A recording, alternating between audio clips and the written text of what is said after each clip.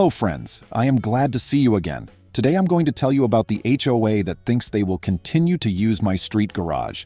I thought I had prepared myself for any scenario when I purchased my modest home, situated in a peaceful and unremarkable community with an ever-watchful homeowners association, which I'll just call the HOA.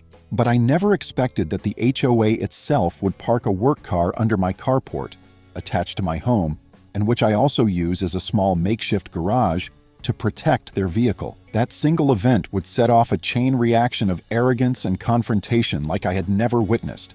I wish I could say this is just some bizarre rumor, but I lived it. This is my story, recounted as best I can remember. I moved into this neighborhood about 4 years ago. I'd been living in a cramped apartment several miles away, but I managed to save enough to finally put a down payment on a small house. It wasn't fancy, just a 2-bedroom, 1-bath, single-story place, but it was mine. With it came a carport that had enough room to cover my vehicle and some extra items, like a couple of bicycles and a small row of storage tubs. Honestly, I never thought much about having a carport instead of a fully enclosed garage.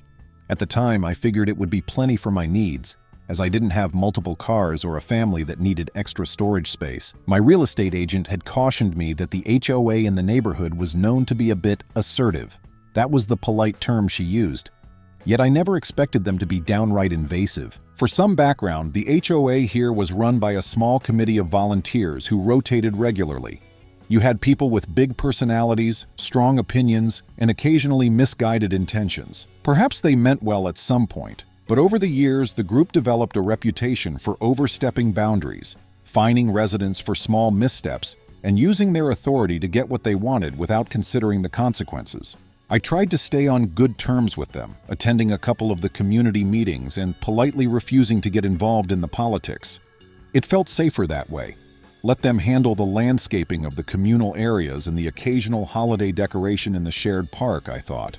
All I wanted was to be left alone to live peacefully. Trouble first brewed about a year after I moved in. A neighbor named Jareth was embroiled in an intense dispute with the HOA regarding the color he painted his mailbox. They sent him repeated warnings, threatening fines unless he repainted it to an approved color.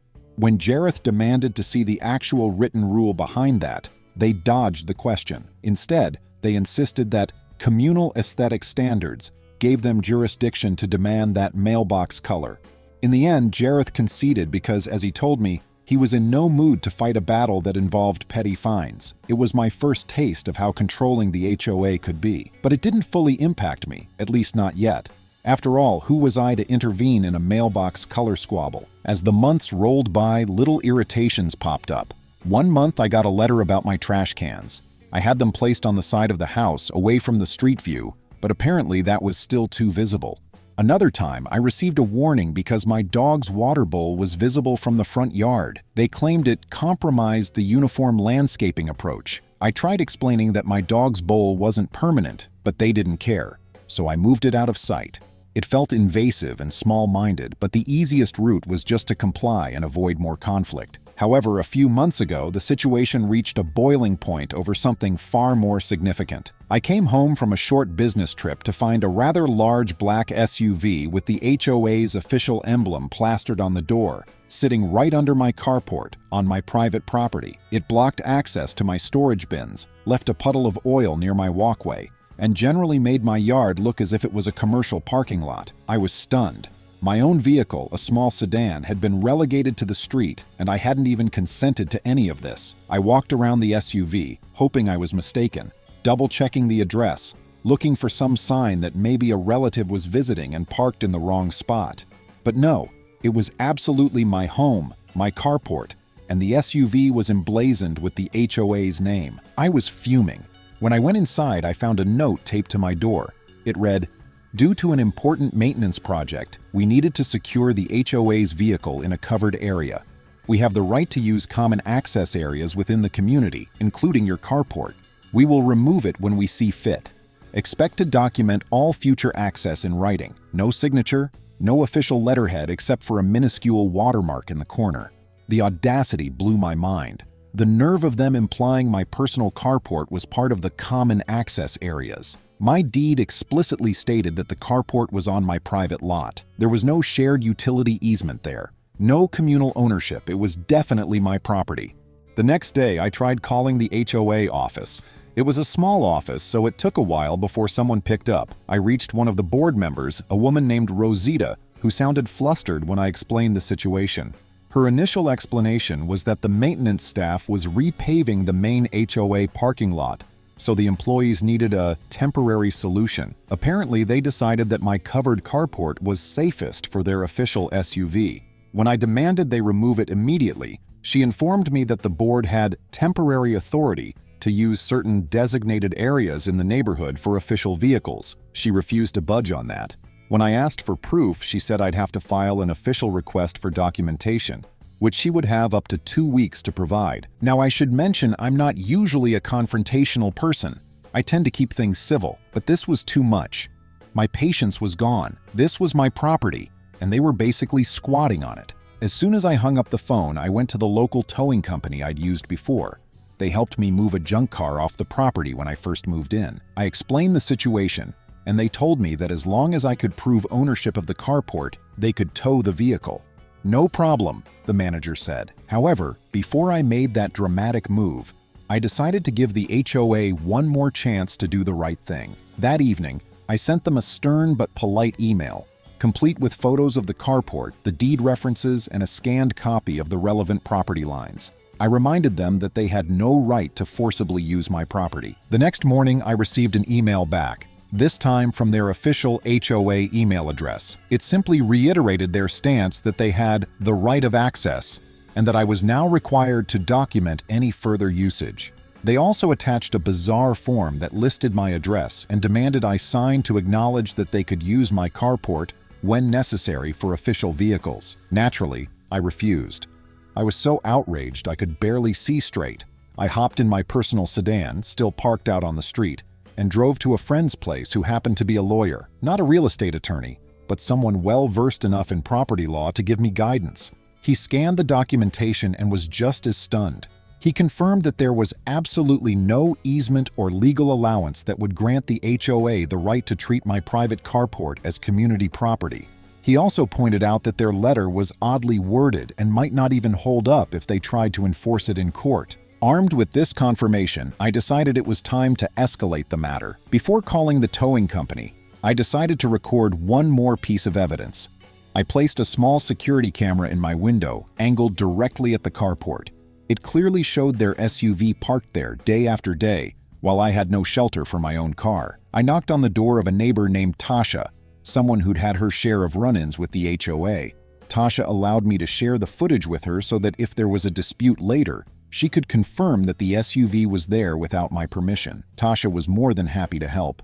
She recounted a story of how the HOA had once threatened to fine her because she had an old rose bush that apparently clashed with the uniform shrubs in the neighborhood. She never liked the board members after that. We shook hands, parted ways, and I felt confident that if I needed a witness, Tasha would come through. But that wasn't all.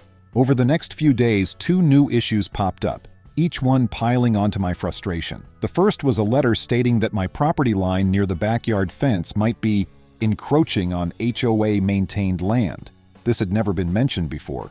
I suspected they were simply retaliating, trying to bully me by claiming I had built my fence too far out. That fence was already there when I purchased the house, and the official measurements clearly showed it was well within the boundaries of my lot. Regardless, the HOA demanded I move the fence 2 feet inward, without providing any evidence. I considered this purely intimidation tactics. The second issue was a phone call from an HOA representative who said that if I continued to disregard the community's uniform standards, I would be subjected to daily fines. When I asked for specifics, they pointed to trivial matters. My hedges were allegedly trimmed unevenly, my mailbox had a small scratch on it, and my front porch light was a non-standard wattage. I kid you not, they had apparently performed a spot check of my home and found these infractions. All these accusations reeked of pettiness, an attempt to corner me into compliance. It was maddening, but it also steeled my resolve. I gave them one final warning: remove the SUV from my carport or I would tow it. I sent this via certified mail and email. I kept records of every single exchange. The next day, the SUV was still there, glaring at me from beneath my own roof. Enough was enough. I called the towing company, explained the situation, and they arrived that afternoon. With a satisfying mechanical hum, they hoisted the SUV onto the tow truck. A couple of neighbors watched from their yards, possibly aware of the tension, but no one intervened. The driver asked me if I was sure about this. I showed him a copy of my deed, indicated I was the lawful owner, and said yes, I was absolutely sure. That SUV was on my private property without my permission. Off it went. I thought that would settle matters, but the HOA escalated it further. Within hours, one of the HOA board members, a man named Declan, rang my doorbell. Declan was someone who prided himself on being firm but fair in earlier community meetings, but that day he was anything but fair. He demanded to know why I had violently removed the SUV. I calmly explained that towing a vehicle from my property was well within my legal rights. Declan ranted and raved, accusing me of theft, vandalism, and disregard for authority. I asked him politely to leave, but he refused, planting himself in front of my door like some gatekeeper. Eventually, I shut the door and threatened to call the authorities if he didn't leave my porch. He left, but not before hollering that the entire board would not stand for this. I immediately contacted a local police station, just to be sure I had all angles covered. I explained the confrontation with Declan, the situation with the SUV, the harassment from the HOA, and that I had reason to believe they might try to retaliate. The officer I spoke with was sympathetic. She confirmed that towing a vehicle that's trespassing on private property is lawful, provided I had a legitimate property claim. And I did. The officer told me I should consider filing a formal complaint if they escalated further. I thanked her and hung up, feeling more at ease. I had at least some official confirmation I wasn't breaking any laws. I found out later that day that retrieving the SUV from the towing company cost the HOA quite a chunk of money. Towing fee, daily storage fee, plus some administrative cost because the vehicle had official labeling. That must have made them furious. In any case, they tried to get me to reimburse them for those costs, sending me an invoice that same evening. I nearly laughed out loud. I responded with a succinct note. I do not owe you anything. You parked on my property without my permission. Then I attached copies of the relevant law regarding private property trespassing. If they wanted a fight, they were going to learn that I was done playing nice. At this point, another thread in this bizarre saga unfurled. My next-door neighbor, Kara, approached me one morning. She mentioned that she had been told by an HOA representative that I was under investigation for community misappropriation. Kara was confused and concerned, as she'd never heard of such a thing. She asked if I was all right, and if there was anything she could do to help. I explained the situation with the SUV, and she shook her head in dismay. She confided in me that the HOA tried something similar years ago with a different neighbor, parking an official vehicle in their driveway without explicit permission. However, that neighbor simply let it slide, not wanting to stir the pot. Now, apparently, the board thought they could get away with it again, but they picked the wrong person. Out of curiosity, I checked with another friend who lived in a different part of the neighborhood. He told me that rumors were swirling that I was threatening the HOA with a lawsuit. It wasn't entirely untrue. My lawyer friend had mentioned that if they kept harassing me or tried to press illegal fines, I could sue for damages. But that was a last resort in my book. For now, I was content just to stand my ground. But the harassment continued in new, petty forms. Over the course of the next week, I received 3 separate violation notices. My mailbox door squeaked and was apparently an audible nuisance. My car tires touched the edge of the sidewalk on trash day. A new random rule about no signage or notices allowed in windows, which they cited me for, referencing the small security camera sign I had placed to deter trespassers. Each notice threatened a daily fine if I didn't comply, and they insisted I attend a disciplinary hearing before the board. I recognized these intimidation tactics for what they were. They were trying to break me into submission or coax me into paying worthless fines to fill their coffers. But as far as I could see, none of these so-called violations were valid. My mailbox door did squeak, sure, but calling that a violation was laughable. My car might have touched the sidewalk curb once or twice, but there was no official rule stating any penalty for that, and the camera sign was simply an expression of my right to inform people that they were under surveillance if they stepped onto my property. I wrote them back, each time politely disputing their allegations and asking them to provide specific references to the HOA covenants that matched my supposed violations. They never did. It was around this time that Tasha, the neighbor who'd offered to be my witness, told me that a few of the other residents had started noticing a pattern in the board's behavior. They'd corner certain homeowners who they perceived as less likely to fight back, imposing strange fines that the homeowners often paid out of fear. A few folks had already come together and begun quietly discussing taking collective action against the HOA. However, most were too nervous to go public. The threat of ongoing fines or potential black marks on their property records kept them silent, so they all watched from the sidelines, seeing how my standoff would play out. Realizing that I was effectively becoming a spokesperson for property rights in this small environment, I decided to double down on carefully documenting everything. With Tasha and Kara's help, I compiled a record of every single phone call, notice, email, and conversation I'd had with the board. My lawyer friend helped me with the correct formatting, just in case I needed to file a formal complaint with local authorities or even consider legal action. Eventually, the day of the so-called disciplinary hearing arrived. The letter said that I was summoned to appear before the board in the community clubhouse on a Saturday morning. Rather than show up alone, I brought my friend, the lawyer, for moral support.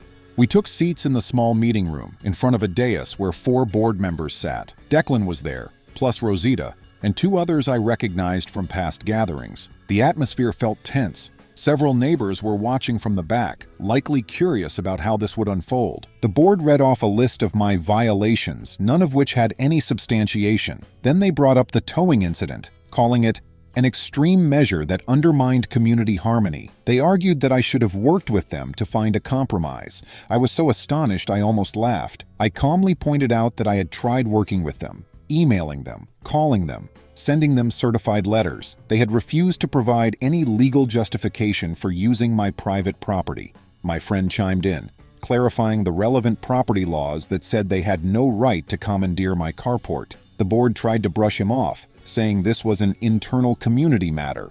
But, as my friend pointed out, private property rights are not an internal community matter. They are actual enforceable rights. Then came the crowning moment of arrogance. Declan asked if I was willing to make amends by reimbursing the HOA for the towing fees. He claimed that if I did, the board would let the rest of it slide and refrain from fining me for the mailbox squeak, the sidewalk tire, the camera sign, and the fence line. My jaw dropped. This wasn't a hearing. It was an attempted shakedown. They wanted money in exchange for dropping these bogus fines. I mustered all my composure and simply stated that I would absolutely not be paying a dime for the towing. My friend pointed out that if they attempted to impose illegal fines, they could face serious repercussions. At that point, the tension in the room was tangible. Rosita, who had been somewhat quiet until then, spoke up. She said that the HOA's records indicated that the carport might have been mistakenly classified as community property in some older documents. I politely asked to see those documents. She hedged, saying they were not available at that moment. I pressed further. Why not present them at the hearing if they were so certain? She just shrugged. It was painfully obvious they had no legitimate paperwork.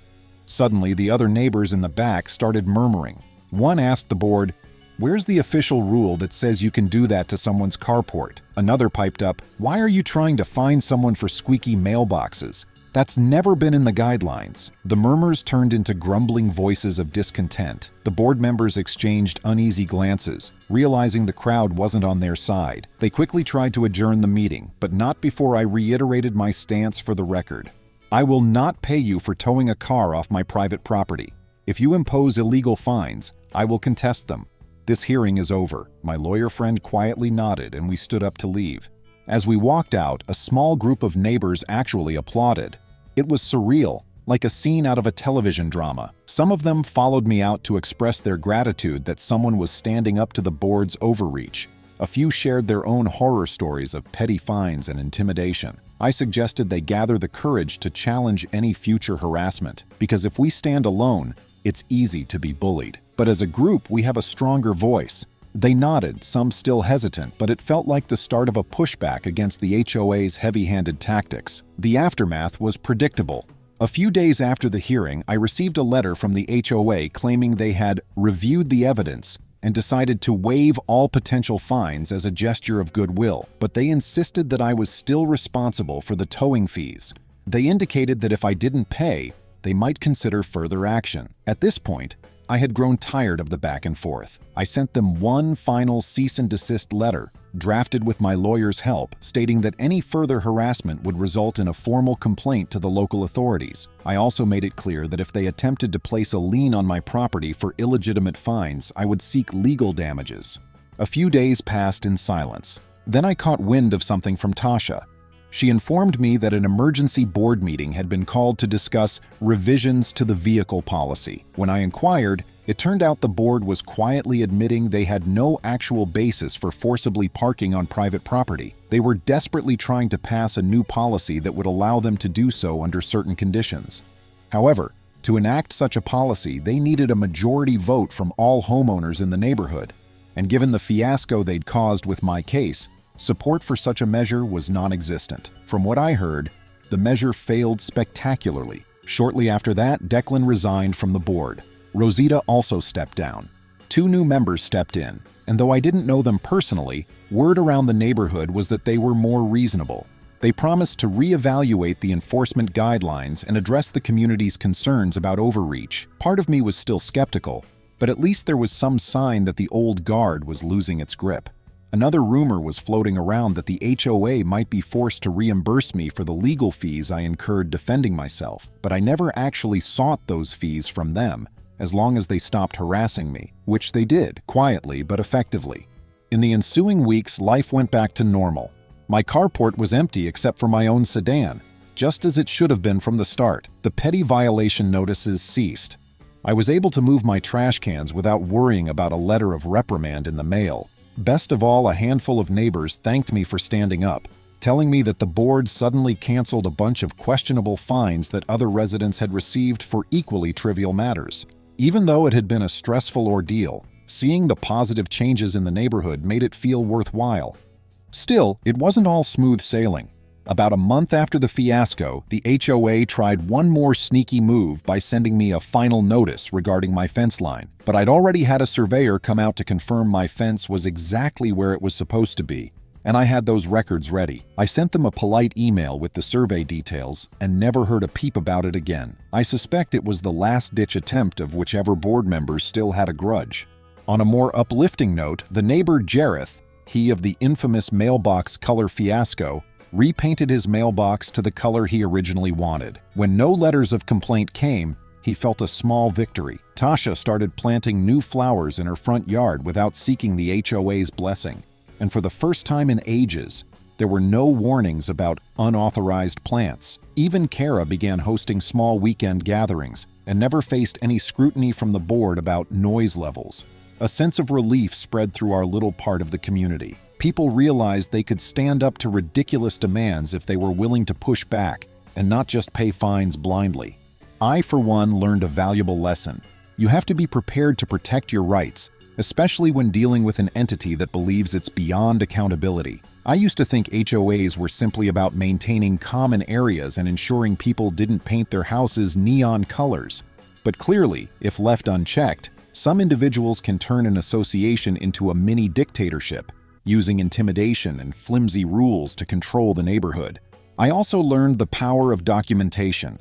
If I hadn't saved every email and taken video footage, the board might have tried to twist the narrative, claiming I'd allowed them to park their SUV or that I was obstructing official duties. Having concrete evidence made my case indisputable, and consulting a lawyer friend helped me avoid potential legal traps. Too many times, homeowners simply assume they have to comply with everything the HOA says, even if it's not in the official covenants. But that's how abuses of power get normalized. As an unforeseen bonus, the incident brought many neighbors closer together. It's surprising how a shared adversary, an overreaching board, can unite people who otherwise might never have spoken more than a casual greeting. Now, we look out for one another. If someone receives a strange violation, they ask around, check the actual guidelines, and if it doesn't match, they contest it. It's created a small wave of transparency in a place where secrecy and intimidation once reigned. In the end, the board never again tried to force me to pay for that towing fee. I imagine it stung their pride and wallet that I towed their official SUV right from under my own carport. But that's what happens when you ignore people's property rights. As far as I'm concerned, they got off easy because I could have demanded compensation for the oil stains I later discovered in my carport. However, Cleaning up a bit of oil seemed like a small price to pay to keep the peace after everything settled. Sometimes, you want to relish your victory without going overboard. I figured it was enough that they were forced to recognize I wasn't an easy target, and the rest of the community also realized that the board's power had limits. Even now, months after the dust has settled, I occasionally get asked about that entire affair by newer residents. They'll see me outside gardening or washing my car, and they'll sheepishly approach, "Hey, I heard a story that you towed the HOA's car from your driveway or something like that. Is it true?" I'll give them a grin and say, "Yep, that's pretty much what happened." Some are baffled. Others laugh and say, "Good for you." But we always end the conversation with me encouraging them to read the covenants thoroughly, stand up for their rights, and not let themselves be bullied. Because you never know. Once an HOA senses you won't fight back, they might just decide your driveway or carport is up for grabs too. From this experience, I've grown far more vigilant in ensuring that all communication from the HOA is in writing and that they cite the exact rule or covenant they're trying to enforce. I also went ahead and installed a full security camera setup around my property, not because I'm paranoid, but because I discovered the importance of having evidence when dealing with overbearing entities. My neighbors have started doing the same, especially those who had frequent disagreements with the old board. Another small subplot that developed. Apparently, the local towing company got quite a reputation boost from this saga. I heard they received multiple calls from residents who wanted to double-check the protocol for removing unauthorized vehicles from their driveways. The towing manager told me, half in jest, "You've made me a local celebrity. People around here didn't realize they could call a tow if someone they didn't authorize was parked on their private property." We both had a good laugh. It was nice to see a positive side effect for a local business that helped me out in a pinch. Despite the drama, I have no intention of moving. This might not be the perfect neighborhood, but it's my home. And sometimes, you have to stand your ground if you want to maintain your peace of mind. Other associations might be more cordial, but I've heard horror stories from friends in different states too. Some HOAs do a great job, focusing on maintaining common areas and hosting community events. Others devolve into petty tyrannies.